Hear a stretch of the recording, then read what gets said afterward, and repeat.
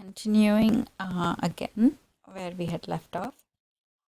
So for the cabbage extract, if you want to see pH change in a higher pH region, a more basic, then it becomes very useful because you can clearly see that it's going from a yellow to blue between pH 12 to 8, all right? So that's a wide range, 8 to 12, all right? So if your desired pH is within this region, then cabbage extract would be the perfect indicator. Alizarin yellow, again, like cabbage extract, you can see that it goes from like an orange, a lighter orange, into a yellow between 12 and 9, all right? So again, if that endpoint is in a very basic region, then alizarin yellow would be good, right? Phenolphthalein, of course, it's magenta pink, and then once you hit around 7, it becomes colorless. Okay. So again, useful range is between, I would say, 7 and almost up to 10. All right. So between 7 and 10, or you can narrow it down to between 7 and 8. Okay. From colorless to light pink.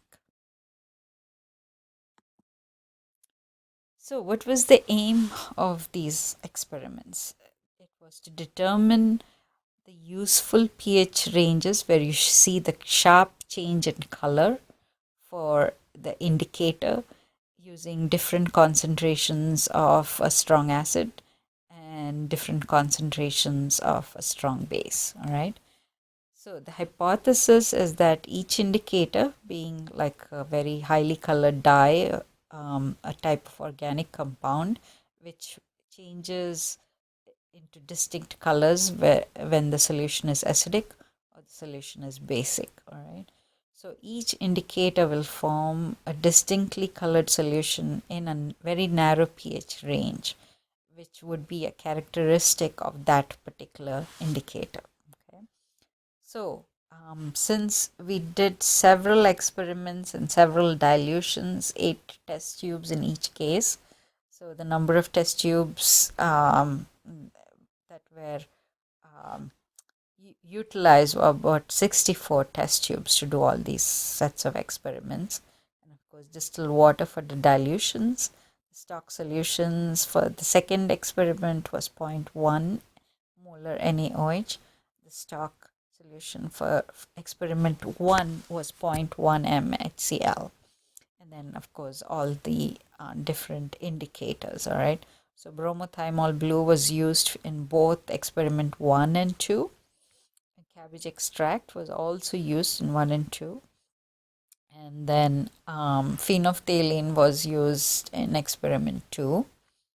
And then alizarin yellow also was used in experiment 2. And then methyl yellow and bromocresol green in experiment 1. So the procedure was, in the first experiment, fill 1 test tube with 5 ml of the 0.1 mHCl, dilute it with an additional 5 ml of water. Okay, that concentration, the test tube is labeled as number 1, and its concentration is 0.05 molar. All right. Then you're filling all the other 7 test tubes with 9 ml of distilled water, labeling them test tubes number 2 through 8. So you take 1 ml out of your test tube 1, put it into test tube 2. Now 1 ml from test tube 2 goes into test tube 3, and so on till you get to test tube 8. Okay. So you're then adding 2 drops of bromothymol blue to all those 8 test tubes. All right. So you're again preparing another 8 test tubes the same way. This time the indicator added as methyl yellow. All right. So okay, so that's 16 test tubes here. All right.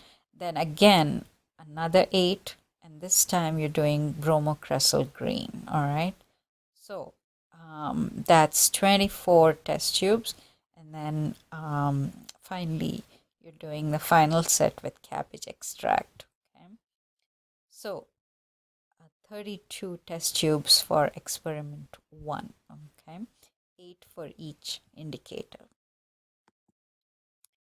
All right, then you're doing your second experiment now, this time with 0.1 m NaOH. All right, this time the dilutions is with respect to the hydroxide ion concentration. So it varies from, again, the first test tube is 0.05 molar hydroxide, then the second is 0.005 molar hydroxide, and so on. All right, so the first 8 is tested with bromothymol blue, and then the next 8 with alizarin yellow, the next with phenolphthalein, and finally with cabbage extract. So another 32 test tubes are involved here. All right, so a total of 64 test tubes, 32 for the acid, 32 for the experiment 1 with acid, and 32 for experiment 2 with the base. Okay. All right, so the observations were in experiment 1 with the 0.1 molar HCl, bromothymol blue, the best pH range, the useful range for it was between 6 and 8, where the sharp color change was between yellow and pink. All right, so it was yellow around 6.30, and then it gradually, by the time you got to 7.30, it became pink. Okay. Methyl yellow, the useful pH range was between 2 and 4. All right, so at pH 2.3 it was red, and then by the time you got to pH 4.30 it was yellow. Again, continuing for experiment 1 with the HCl, bromocresol green, the useful pH range was found to be between 5 and 7. So at 5.30 pH it was yellow, and at 7.30 it became blue. The cabbage extract useful pH range was between 1 and 3. So at pH 1.30 it was red, and then at pH 3.30 it became blue.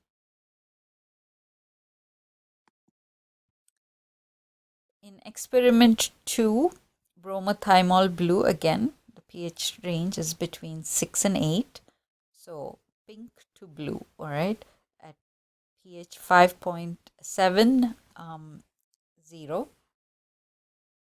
it's 0.70 it was blue. So the color change was, initially it was blue, and as it became more acidic it became pink. All right, cabbage extract useful pH range is 8 to 12. So it's kind of blue at pH 8.70 and becomes yellow at pH 11.70. Alizarin yellow, the useful pH range was between 9 and 11. So it was yellow at 9.70, and by the time it got to 11.70 it's orange. Phenolphthalein, again useful is 7 to 8, or sometimes even it can go broader, 5 to 8. So between that's at 6 it's kind of colorless, 7 also colorless, and then by the time you get to 8.70 it becomes magenta.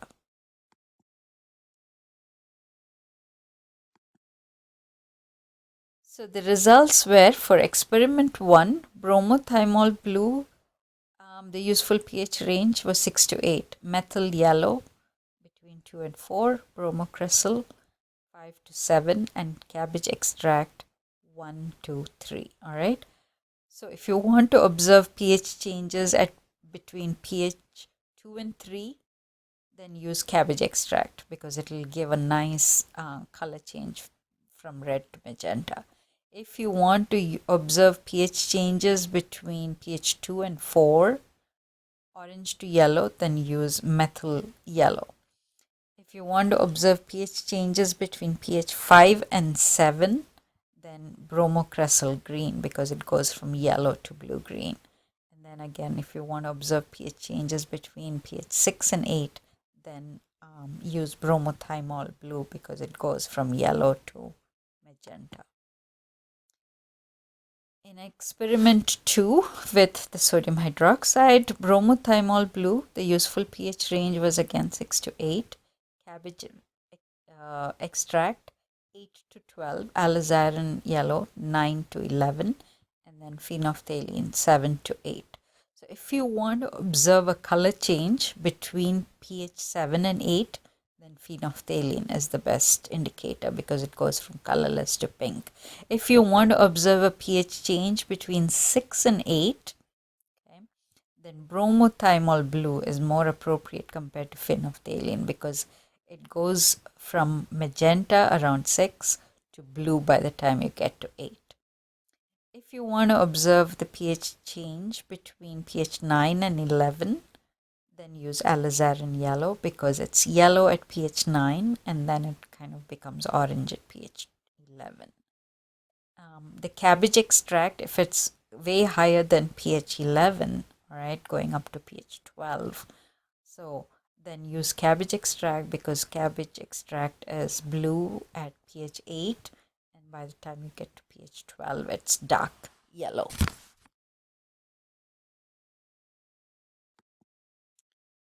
The conclusions are that cabbage extract seems to work well at low pH as well as high pH. It has such a wide range of pH changes, all right, and such sharp, distinctive color changes at different pHs, all right. So in the range 8 to 12, there is that sharp color change from blue to dark yellow for the extract. And then again,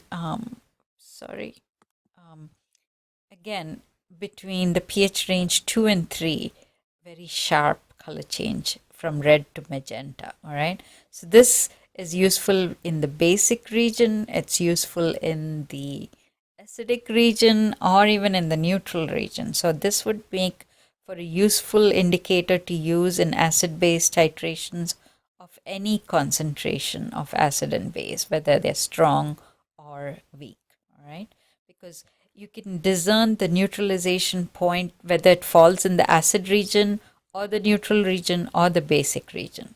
Okay. Now the other indicator which shows such a sharp contrast in colors in both acidic and basic conditions is phenolphthalein, because it goes from the colorless to magenta in that pH range 6 to 8. Okay. It's not as versatile as the cabbage extract, but it certainly works well within that range of 6 to 8. So for a strong acid, strong base neutralization to be visualized using the appropriate indicator, then of course it has to be phenolphthalein or even bromothymol blue, all right, because it has a fixed range of 6 to 8, all right. So you would see a sharp color change, okay, because in acid medium, bromothymol blue is yellow, and then in basic medium, by the time you get to 8, it becomes magenta, all right. So, so that makes it very useful also for a strong acid and a weak base titration, all right, because it's kind of blue in a basic medium, okay. So bromothymol blue therefore can be used for strong acid, strong base, but it probably is better when used in a strong acid, weak base titration. Alizarin yellow with that pH range 9 to 7 would be good for a weak acid, a strong base titration, okay.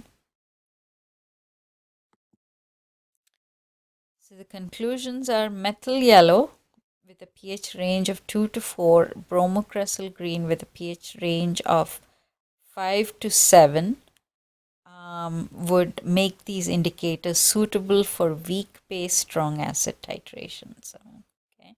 because they are more in the acid range where you can see a sharp change in color. All right, we'll have to stop here.